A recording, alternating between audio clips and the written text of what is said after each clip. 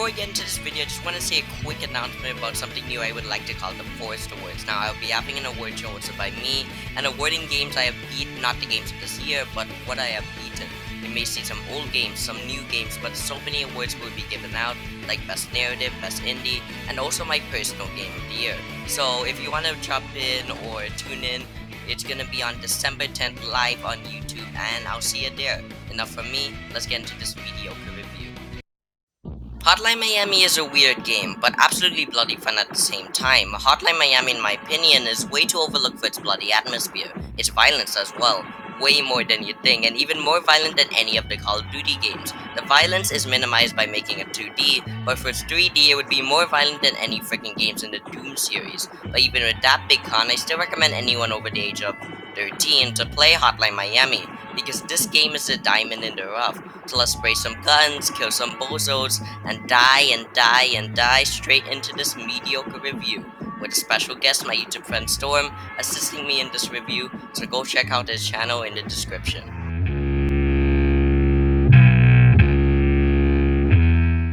The story of Hotline Miami follows an unnamed protagonist called Jacket, who has been receiving strange coded messages from an anonymous person on his answering machine, instructing him to commit bloody massacres on Miami's local Russian mafia in 1989 Miami. The story for me is very unique from any other story I have ever experienced in a video game. It has all these weird twists and turns you'd normally see in a Christopher Nolan movie, but to be honest, it does not execute it the way it should be. The story fell short hard. It felt like something was put there just to have some kind of narrative in the game. The story, while mind-bending, can get you really lost of what's happening. It's so obscure of how the story flows, and when it all ends, it just doesn't click. It didn't make sense. It was throwing everything all over the place for no particular reason. And yeah, there are a bunch of game stories that are meant to be confusing, but for Hotline Miami, it does not really justify its confusing nature. And yes, the story explores many themes, but it doesn't really explore it more in depth, and it feels like filler content.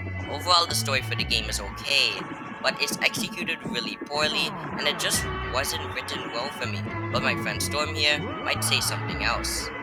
In stark contrast, I think that Hotline Miami has a great story, not just because of the actual content of the story, but because of how it's presented to the player. The story here reminds me of those Agatha Christie crime novels where there are multiple plot devices that either serve as hints or red herrings as to what the story is actually about.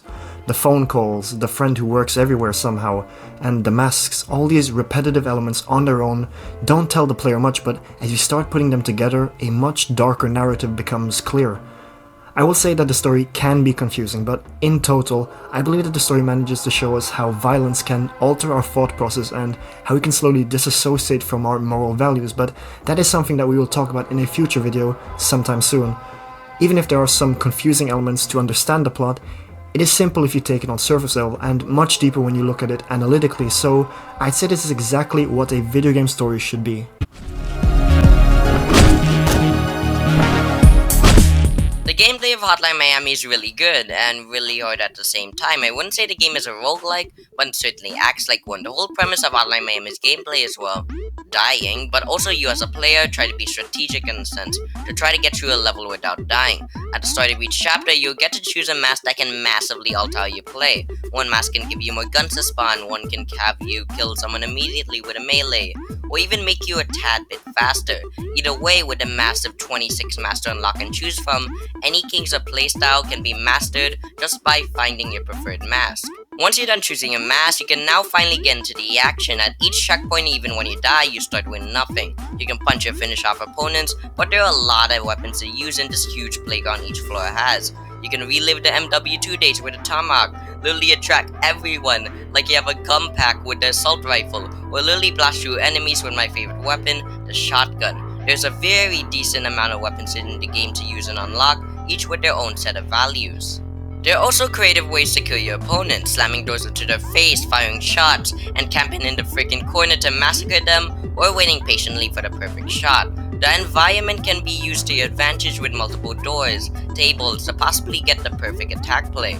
Otherwise, one thing to nitpick is when you die, everything is gone. Your health is like a marshmallow, one shot, and you're dead. So the game encourages you to be stealthy and at times aggressive, and that's the main part of Hotline Miami's gameplay that's so unique, and it does not limit you on how to play. It gives you any way to approach a situation, and the overall combat is smooth and fluid and overall just really fun.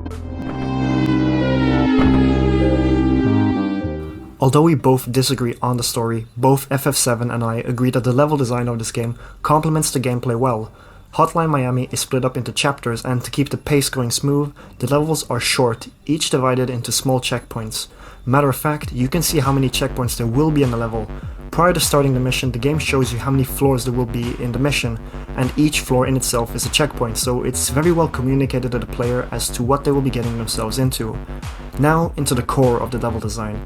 Since each level and floor is designed as a mini puzzle, you will constantly be trying and figuring new ways to progress. Naturally, the game is open to experimentation and is very flexible to the player. There are multiple areas within each checkpoint that put together can create very different strategies in terms of how you decide to take out the enemies.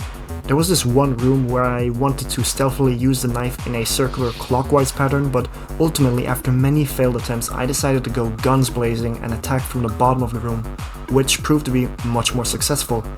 The fact that the guards are dumb, the game said that, not me, lets you interact with some immersive sim-like qualities.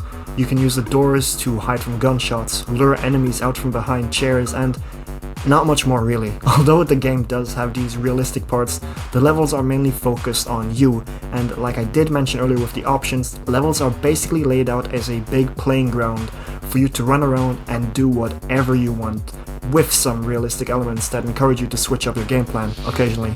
And going back to the checkpoint floor system by constantly being able to respawn in the current area, the level design really encourages you to experiment with the tools at your disposal and honestly just go have some fun.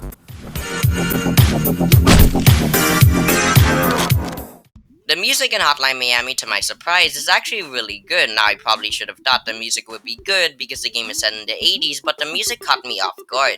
It has a special feeling that I can't pinpoint what it is. Anyways, the soundtrack for this game is one of the better soundtracks in the game industry.